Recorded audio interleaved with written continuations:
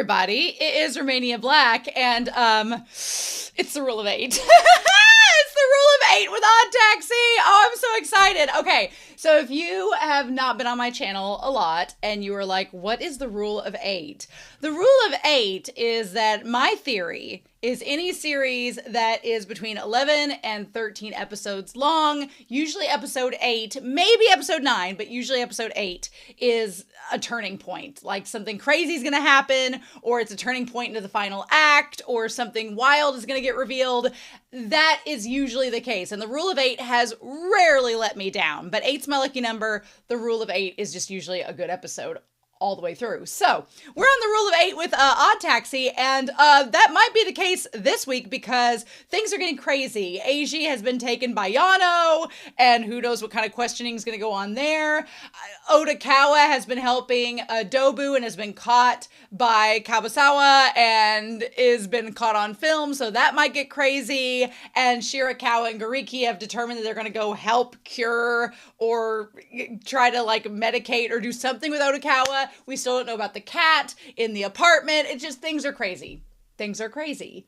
And I'm pretty excited to see where they go this week. So with that being said, the only comment I have is from way back in episode 4. HBanana7 says, I'm glad you went into gambling addiction with Tanaka because his brother was deep into computer gaming. To me, a sign that they could have addictive genes.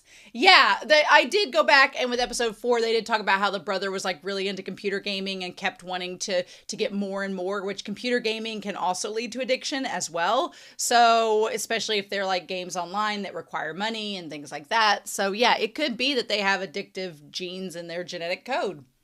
Very possible. It happens.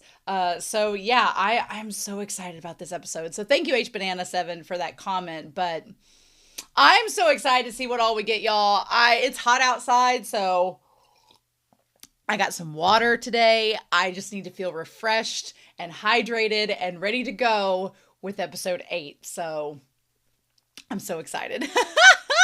But in any case, I want to give a quick shout out over to our philanthropy tier over on Patreon to thank you all so much for your support and your kindness. It really means a lot, and I appreciate everything the patrons do to donate to the channel. Y'all are amazing. Thank you so much. But a special thanks to our philanthropy tier, which include Alex Cornejo, Be Happy, Bisa, Damage3245, Dana, Devorin, Daniel, Destiny Marie, Danger Zone! I gotta say it that way! Eric, Ichu, Fisho, Ghostly Turnip, Elfreya, Liam, Polzel, Lyndon, as well as Murphew, Mochi Coon, Willie Morris, Translucent Men, Sunspots, Shimoyama. Thank you all so much. All of my love. I really appreciate it. But yeah. So I'm going to get this episode back in line, ready to go, and we're going to get started. So I hope you all enjoy this episode. It's the rule of 8, so what could happen? But we're going to start episode 8 of Odd Taxi, and we're going to do that here in 3, 2, 1, and I'll see you all on the other side.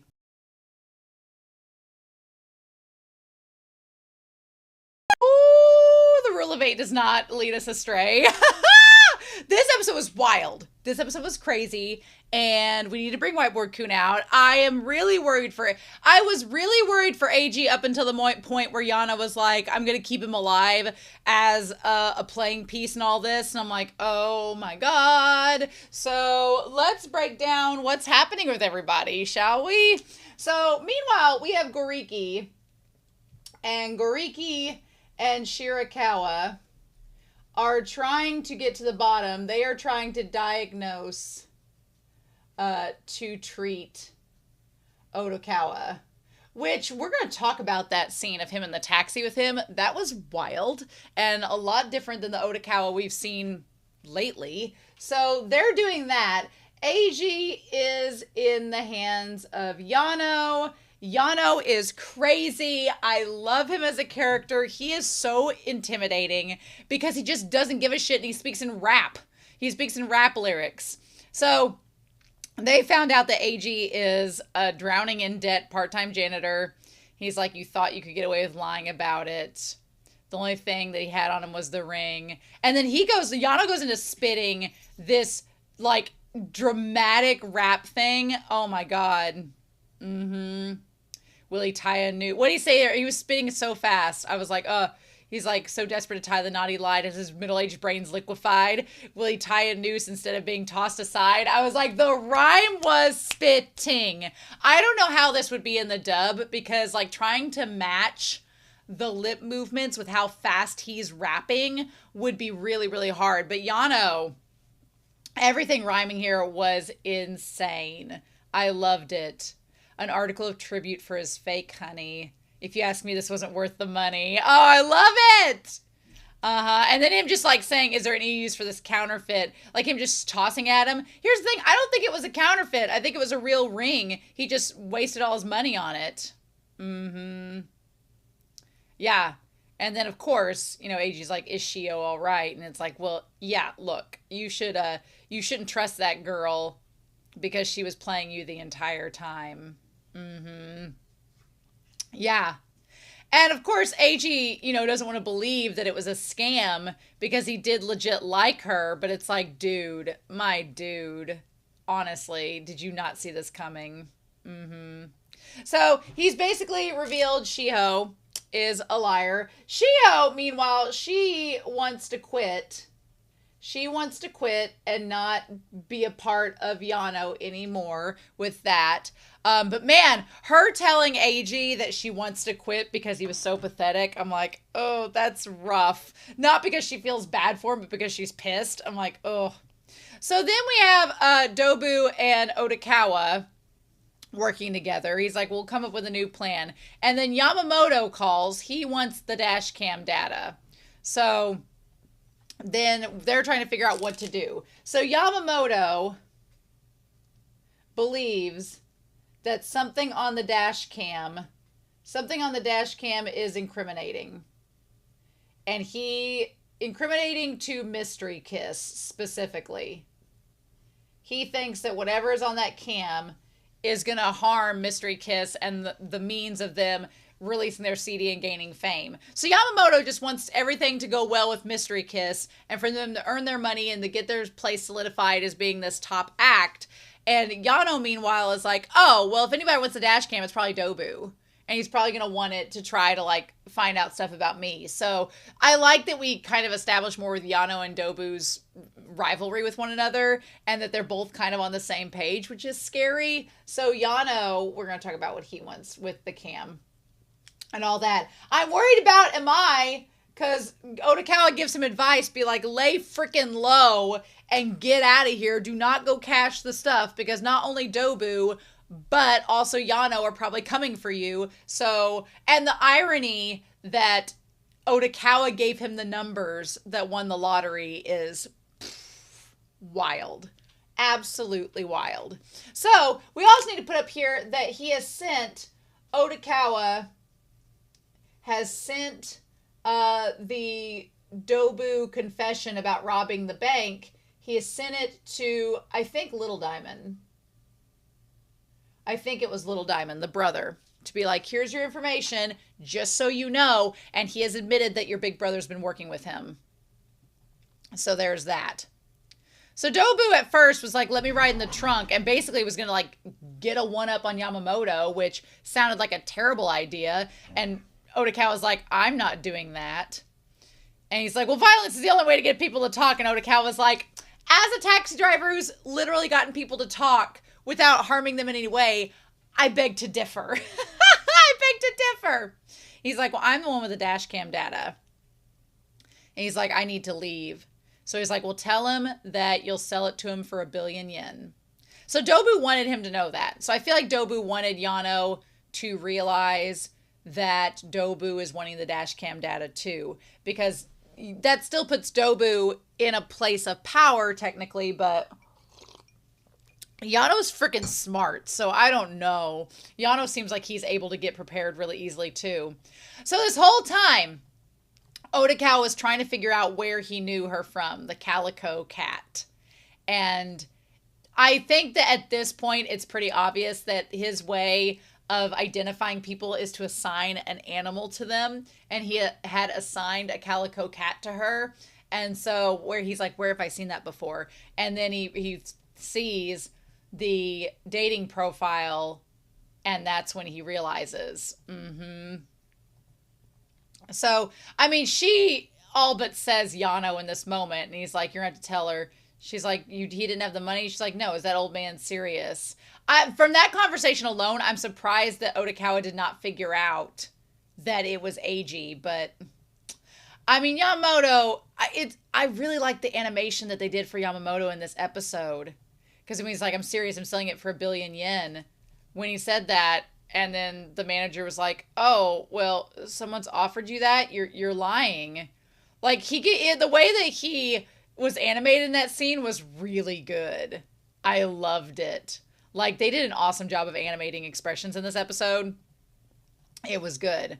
Also, I want to point out, so Odokawa knows that they're at the harbor, right? So he probably knows that Yano has Eiji at the harbor because he saw the scooter. Now, can Odokawa align details like the scooter being associated with Yano and connecting it that way? Is he going to be able to do that, or does he need to see the face? Is that part of the whole deal? I don't know. But I think that it's really smart that this series chose to use animals to be the people, because it's part of the mystery and it's part of Odokawa and his character, but also it allows them to get away with some gruesome shit, and you're just seeing a monkey get beat up and you're like, oh, it's just a cartoon monkey getting beat up, when it was pretty graphic, right? Him getting like kicked in the face.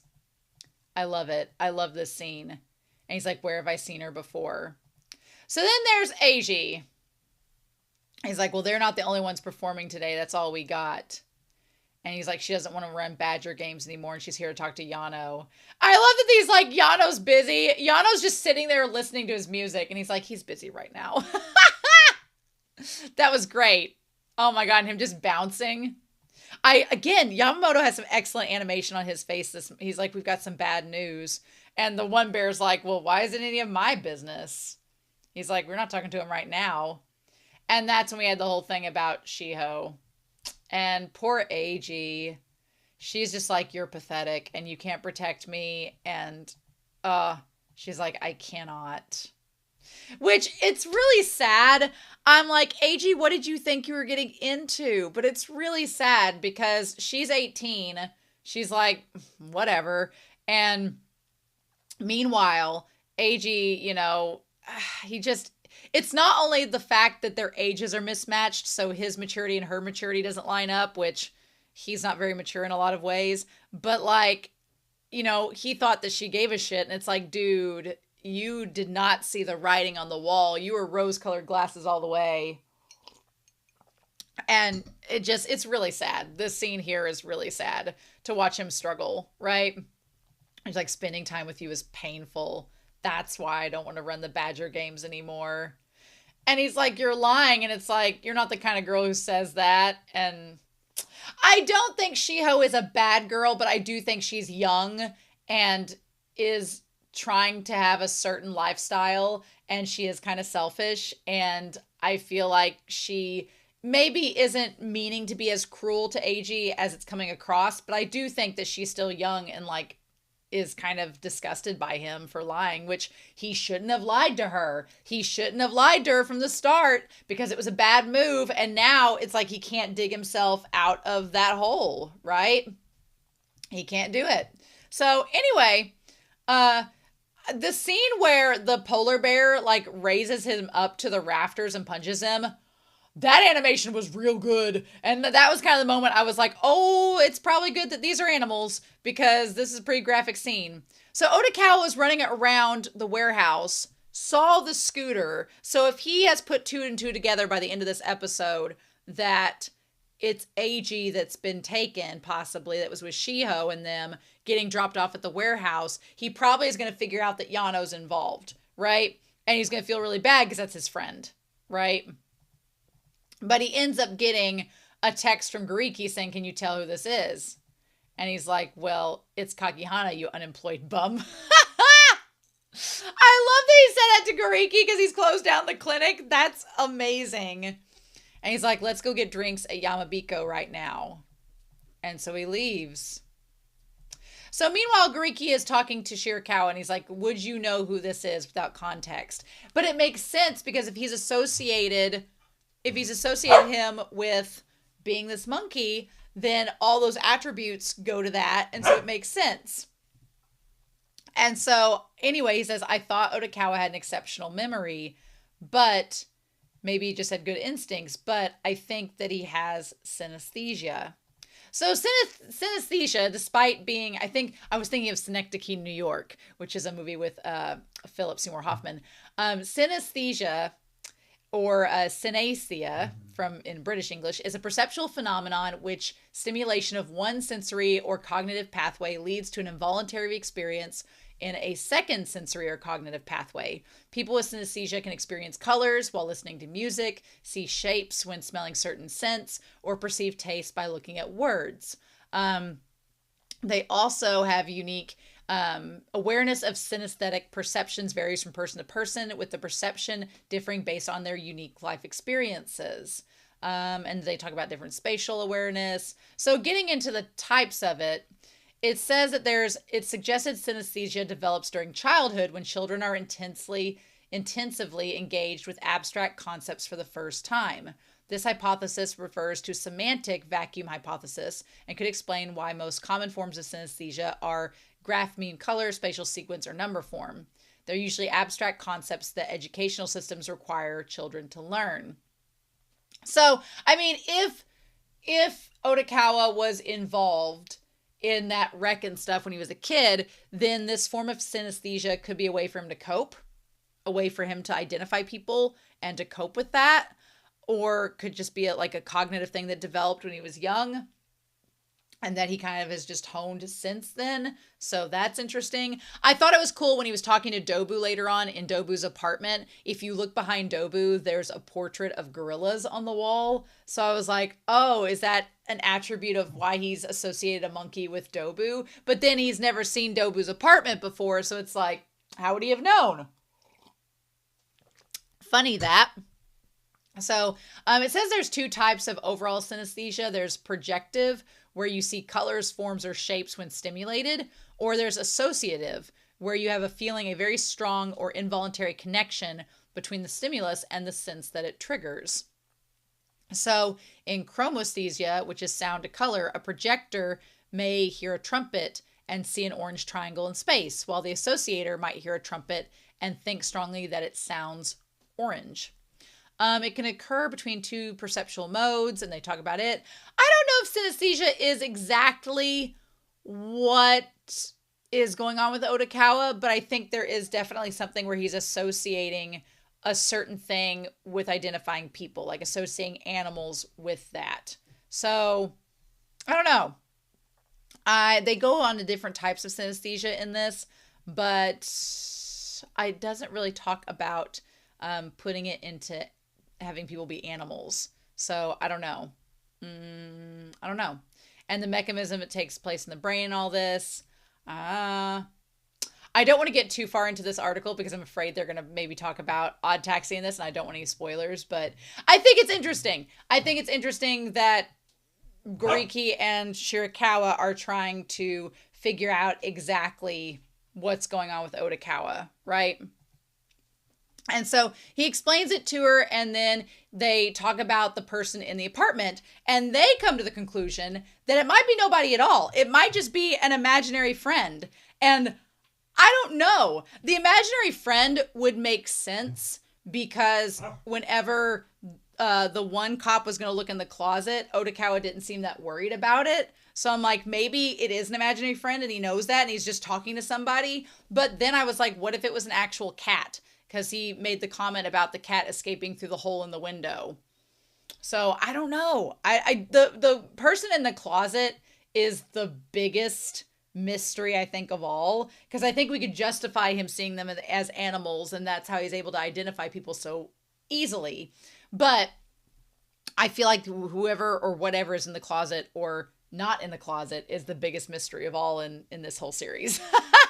So, Goriki talks about how he's lived alone. He was abandoned as a kid in grade school, which, if you think about it, in grade school, you learn about animals, and there's usually like posters of animals on the wall because they're bright and colorful, and kids love animals. So, if you told me that's where he first heard about them, then I would believe you. And it's like, okay. So then he talks about how he's been sponsored and lived by himself. If he's lived by himself, maybe it's a way for him to like cope or deal with that loneliness. I don't know. But maybe he's under more stress than he realizes. I definitely think that might be the case, for sure. So then he's like, Shirakawa says, when did the two of you meet? And he's like, 3 years ago, which is not as long as I thought they've known each other. He says, I rode in a taxi as a passenger first. And so Odokawa from back then is very different from now, or at least I feel like he's very different. I feel like him talking about him being psychic and talking about souls and bodies being one and the same. I was like, oh, like the Odokawa we've seen in this series so far is a lot more stable than this Odokawa. So I'm like, is this like a non-medicated Odokawa that was like thinking something different, or was he just playing a trick on Goriki, or what was the case? But it paints Odokawa as a much less reliable narrator than he was in the first of this series. So he makes him take off the radio show because he's like, it's annoying. And as he's reading his book, Odokawa notes that he looks older than he is. And Odokawa is just like kind of angry in this opening part here. And he's like, I'm psychic. And he's like, I can see souls. And your soul has been screaming, I'm a doctor. But I couldn't tell because your body and soul are separated what your age is. In other words, you look old. And he's like, well, if you can hear what my soul is shouting now, what's it saying? And he says, don't turn, head straight ahead. But he's like, I'm going to take this shortcut. I love that. That's so good. He wanted to talk to him longer, but Odokawa was like, no, we're going to take this shortcut to get there. Crazy! And from there, Goriki was kind of hooked. He's like, I want to know more about his personality and what he's like. And I want to get to the root of who Odokawa is. And then he's like, well, later he revealed that I had been a passenger before and I just hadn't realized it. So he asks Shirakawa to come with him to get a drink with him. And I agree with Shirakawa. She wants to go, but she knows how serious Odokawa was when he told her not to get involved anymore. And she's like, I don't want him to leave. So she's like, I'm not going to go yet. I want her and Odokawa to make up because I feel like she really does like him. And I think he really does like her, but I don't know how that's going to work. So I hope by the end of the series they make up. I really do. So anyway, Odokawa notices that the Don Raku has an autograph there now in the shop, which he's the one that the eraser is based off of, which is also the comedian that Odokawa admires. Again, I've not forgot about that eraser. I think it's going to come back by the end of this. I'm deeply worried about it, but she's like, he was going on and on about how comics don't have the basics down. They're trying to be innovative, but they haven't mastered the basics. Which as a speech coach, I can contest to that. A lot of people, they want to do these new innovative things with public speaking, and I'm like, but you got to get the basics down first. Once you master the basics, then you can go ham on everything else. But she's like, or how being a commentator or judging comedy contests doesn't benefit him in any way. I wonder if he's going to be judging the comedy contest that the Homo sapiens got to the semifinals for. If that's going to connect together, that could be interesting. But he started cackling while reminiscing about his old mentor. And so then Goriki's like, now that we're talking about this, I'm going to play a game. And she's like, oh, I want to play too. I love the owner of this restaurant and bar. She is an eavesdropper. She's a gossip, but she's so kind about it and nice. And she's such a gung-ho person for anything that they're doing. It's great. So meanwhile, in the back here, we have the Homo sapiens. And they are in the comedy show in the semifinals. So they're out, back over here. And that's the one that Baba said he had to attend. They got past round 3. So it's going to be a question of, they got past round 3. So now the question is Baba going to be able to go to the semifinals or not? Or is Rui and everything else going to kind of get in the way with that. I don't know. So Gariki does this test. And he's like, Odokawa identified him immediately. And the owner of the restaurant, she's like, well, that's just how Odokawa is. And he's like, he remembers the faces of customers I don't recognize. He could be great in customer service. And Odokawa says, I'm not able to do that unless they make an impression. But they're like, that's not the question here. So the inbox with the name, he's like, do you know who this is? Can you identify by looking at text or how they talk? And he's like, no, of course not. And then he's like, well, can you identify this? He's like, yes, it's a bird. And he's like, yes, do you know who this is? And he like taped her eyes to where you couldn't see her eyes. And he's like, well, that's Shirakawa. But here's the thing. If he's associated a person with an animal, because usually, you know, if you covered my eyes up or covered my mouth up or covered an identifying part of a human face, it would be harder to tell who it is. But if you've identified them as an animal, then covering up one part of them is not going to be enough. And I think that Gariki's kind of figured that out. But anyway, they try to call Eiji. That doesn't work. And then the polar bear is like, well, what's your bad news? And he's like, the dash cam data. Some guy wants it for 900 million yen, and now Odokawa's upped it to 1 billion. And the polar bear's like, well, they're obviously lying to you. And he's like, well, it was on the news the other day. I haven't been able to sleep. And then I'm expecting my doorbell to ring. And then the polar bear just kicks the shit out of him, which is crazy. He's like, quit whining. I'm like, oh my God. Like they're the fighting amongst themselves. And the manager's like, but Mystery Kiss is doing great. I don't want them getting ruined. And this scandal could tear them apart. And I've been doing a lot of work. And the polar bear's like, well, are they going to make more money? And that's when Yano comes out. A guy who's a fan of our Nikaido has won $1 billion in the lottery. I'm not sure if it's true or not, but I imagine he'll spend quite a bit of money on us. And then the polar bear's like, well, hell, and says what we've all been talking about the last couple weeks in the discussions. He's like, why wait for him to spend the money? Just go rob him right now and take the $1 billion and you're guaranteed it. And it's like, that's why I was like, you should have gone ahead and cashed the money, you ditwit. Yeah. And so then Yano comes out and he's like, that's not going to help Mystery Kiss get big. And he's like, Nikaido sure is cute. Ask her if she'd like to spend a night with me nude. Ew. That part was gross. I was like, because Rui's been with Baba and all that, and I don't like the idea of her with Yano at all. Like, Yano's a cool character, but he's very intimidating, and he's kind of gross. I'm like, yeah. I was picturing that future, but still listening to you. And my instincts tell me that Dobu is involved. Like the cop from those books. Inspector Totsugawa, I think is what he was called. Really? And so what was Totsugawa? I want to find out, what is this? Say cop Totsugawa. Oh, Inspector Totsugawa. Okay. What is this? I do not know. It was a drama series. Okay. It was a title of a Japanese drama series. Okay. Interesting. I guess that's who's referred to. Okay, cool. So some reference. He's like, Dobu is offered. The polar bear's like, wait, Dobu's offered. He's like, he knows the guy who has the 1 billion. Let that sink in. He's trying to get us to rob him and be something free for him. Dobu himself is planning to rob that fella. I know.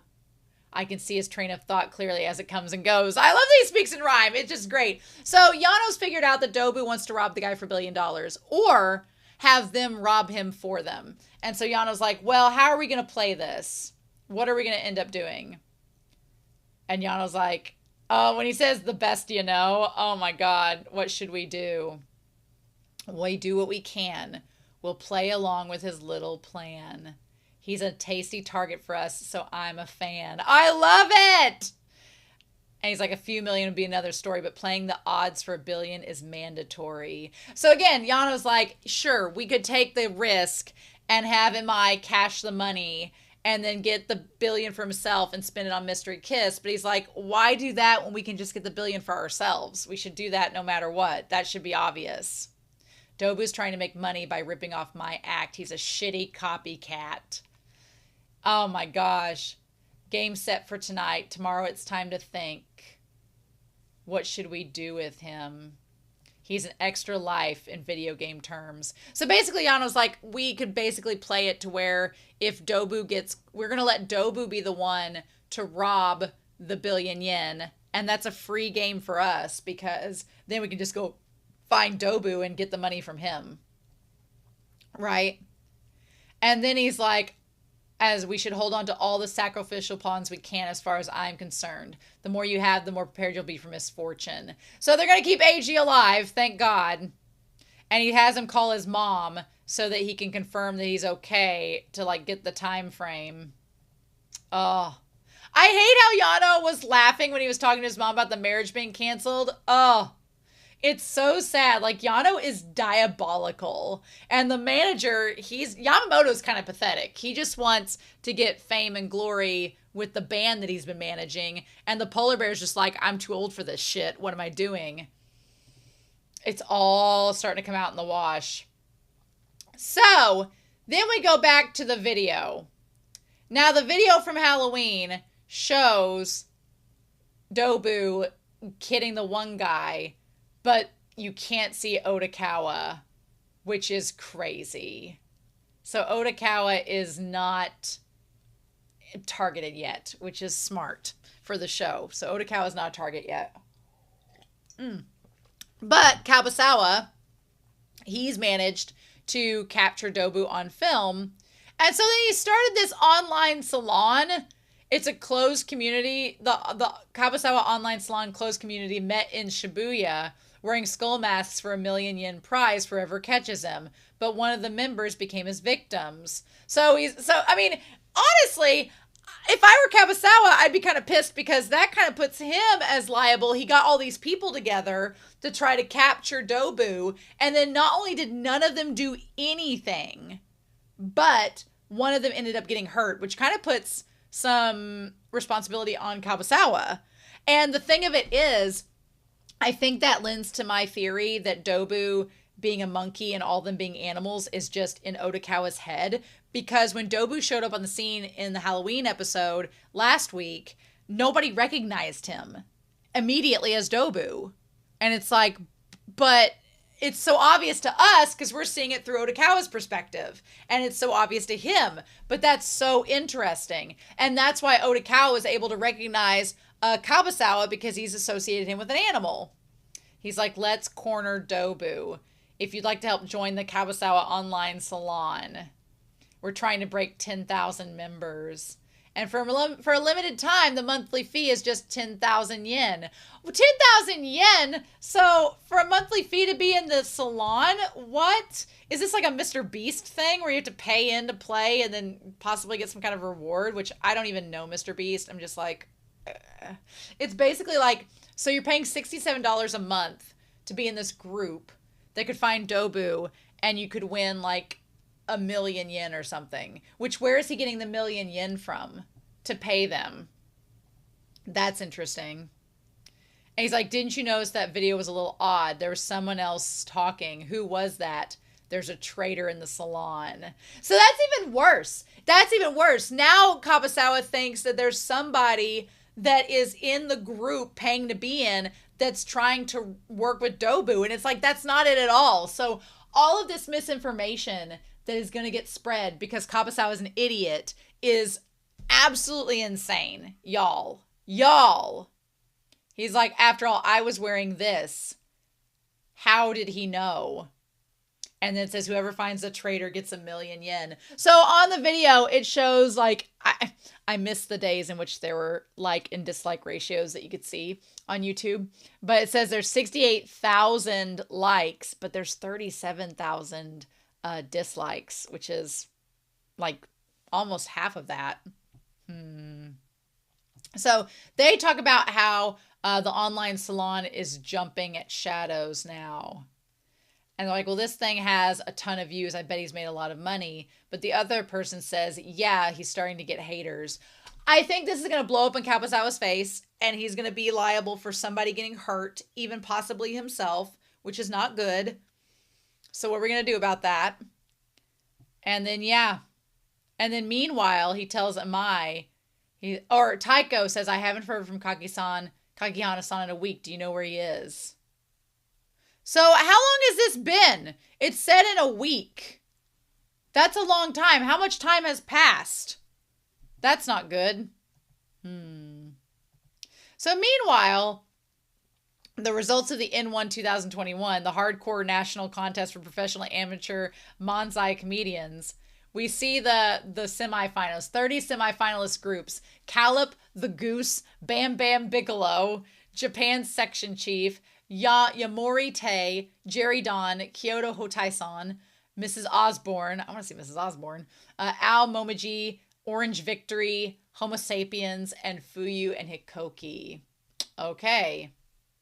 So there he goes. I love when he's like, yeah, I love Shibagaki being all excited. Like he's like, yeah, we're doing it. We're getting the semifinals.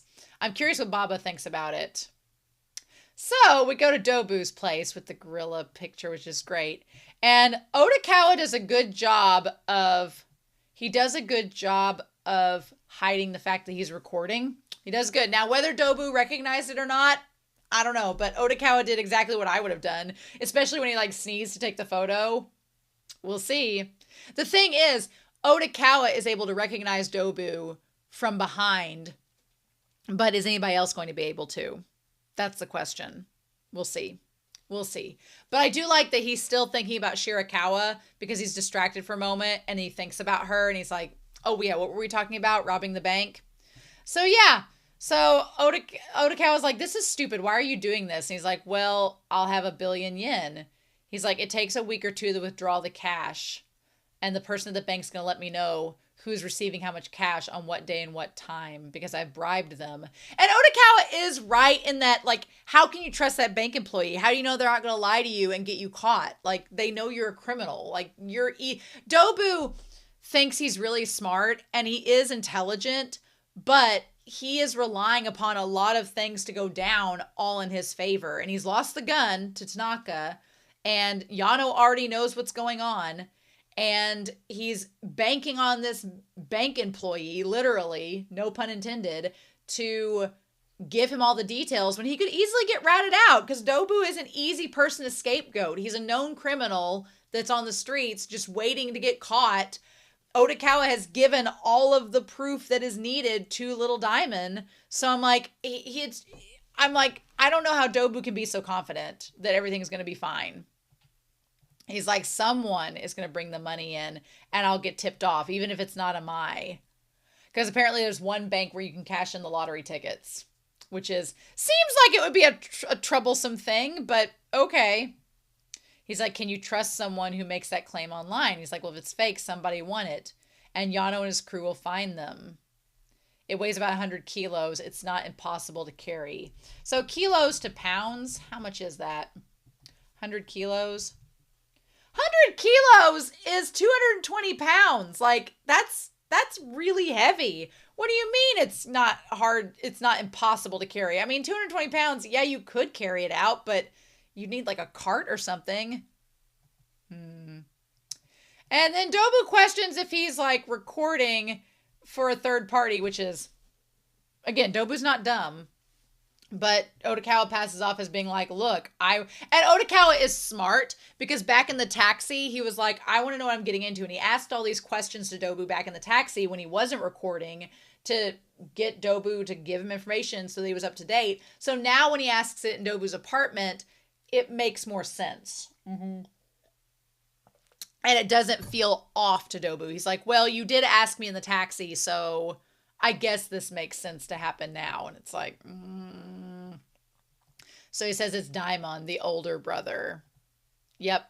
So he recorded about 2 minutes worth of information and it says, it's Kakihana, your missing friend. And he's like, I'm worried about him. He's like, I'm going to go look for him and see where I could find him. And he says, be ready to go anytime and be nimble and alert. We haven't found Skull Mask or Kabasawa yet. And then he's like, I'm not your henchman. Don't treat me like that. So meanwhile, he tells Amai to come and get in his car, get off work. And then he sends it to Little Diamond, the recording. And then tries to call Eiji. And he says, what is that monkey doing? Again, that's how he identifies him, right? Nobody else in the series calls each other animals except for Odokawa. He's the one that refers to everybody as cats or monkeys or dogs. So he says, what are you going to do with the cash? And then he's like, I'm going to get 300,000, pre-order 300,000 this time. It's like, oh my God. Amai, sweetheart. He's like, maybe you should hold on to that ticket a little bit longer. And I'm glad Odokawa tells him that gangsters are after his money and that Amai gets scared. I'm glad he told him because I'm like, you kind of need to know what's going on. And the moment that he's like, you should edit the lottery ticket, re-upload it, say you're an idiot, say you didn't win, something that will help you. And he's like, well, I can't die until Mystery Kiss takes over the country. They've had a lot of hardship, but their spring is finally on the horizon. And the way that taxi cab slammed to a stop was like, oh my God. And he's like, wait, what did you just say? And then he connects it to Eiji. And then he realizes where he's seen Shiho before. And this is probably the most emotional outburst we've ever seen from Odokawa yet. Where he's like, how could I forget about that? I'm stupid. Oh, she's a calico cat. Uh-huh. Oh, the rule of 8. Oh, so we've set a lot of stuff up in this episode. Yano and Dobu are trying to play some kind of stupid chase of wits, matching each other, and it's gonna get Amai in trouble if he's not careful. And then Eiji's being held hostage as a pawn that could be sacrificed at any given time. Odokawa has finally realized that Eiji has possibly been taken by Shiho, who's possibly connected to Yano, because it's all gonna come together. And meanwhile, Gariki and Shirakawa are trying to figure out how Odokawa is doing what he's doing and what this all is. And meanwhile, the manager and everybody are trying to get Mystery Kiss to debut. We don't know about Baba. And then the Homo sapiens are going to the semifinals. And it's all just... The stage is set, y'all. The stage is set. That's what the rule of 8 does. This is setting up our end of Act 2, where we've set up... Usually, I talk about this in other series, and I talk about this in my English class. And obviously, there's a Japanese narrative structure, which is a 4-act structure, so it's a little different. But then in the Western 3-act structure, which Odokawa does like a lot of things that have to do with America, so maybe he's tied to more Western structure. I'm taking some artistic liberties in this. But in the Western structure for narratives, there is a beginning, a middle, and an end. And in the end of the 2nd act, in the middle, usually if you're in a drama or a mystery, your 2nd act ends where your characters are at your lowest point. And everybody's kind of at their lowest point. The manager's been roughed up and he's worried. Amai is possibly in danger. Dobu and Yano. Yano's probably the most well off at this point in the series because Yano has figured everything out and has a plan. Dobu's in danger. Kabasawa's in danger of himself more than anything. Odokawa is starting to figure everything out. Shirakawa and Gariki are trying to figure things out. The only ones that seem like they're in a positive place are maybe the Homo sapiens with the comedy contest and Yano. But everybody else are in pretty dire straits going into this final act. And things are all starting to add up. And I'm really, really excited. So with that being said, I'm going to be excited to check out the comments next week. I'm excited to hear your thoughts down below about this episode. Do you feel sorry for Eiji? Did he have this coming the whole time? What are your thoughts about Yano and Dobu? I'm so excited. And my dogs want to go outside. So with that being said, I hope you all have a wonderful week. Please stay safe, take care, and yeah, I'll be back very soon with episode 9 of Odd Taxi. See you then.